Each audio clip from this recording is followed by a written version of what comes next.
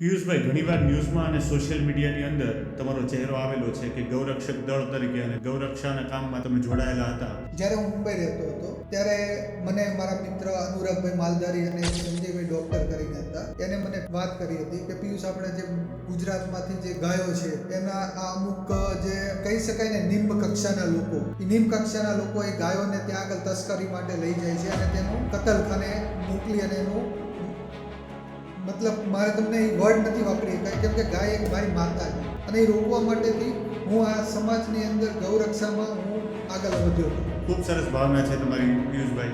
એ સમય દરમિયાન તમને કઈ કઈ મુશ્કેલીઓનો સામનો કરવો પડેલો? કદાચ એની માટે જીવ આપવો પડે તો તે અડધી રાતે આપણે આપવા તૈયાર છીએ. મારા જે યોદ્ધાઓ હતા એ અડધી રાતે આ જીવ આપવા માટે તૈયાર બેસતા. જે ગાયોની તસ્કરી થતી હતી એની ગાયો માટેની જે વાહનો યુઝ થતા હતા એ વાહનો હજુ સુધી અમે પકડી રાખેલા છે અને હજુ પોલીસ સ્ટેશનમાં સડે છે, હજુ છોડાવવા કોઈ નથી આવ્યું. ગાયો બચાવવાની ઘણી બધી કામગીરી તમે કરેલી છે, તો કોઈ એક પ્રસંગ વિશે અમને જણાવો. અમને એક માહિતી મળી હતી કે મુંબઈ ખાતે 35 થી 40 ગાયો આવી રહી છે જે કતલખાને જઈ રહી છે અને એ ગાયોને અમે બચાવવા માટે મારા અને મારી ટીમ દ્વારા 6 થી 7 અમે ફોર વ્હીલો લઈને ત્યાં આગળ અમે પહોંચેલા હતા રસ્તામાં, હાઈવે ઉપર, કે ગાયોની તસ્કરી રોકવા માટે. અને અમારા ત્યાં આગળ અમને 2 ગાડી સંદિગ્ધ મળી.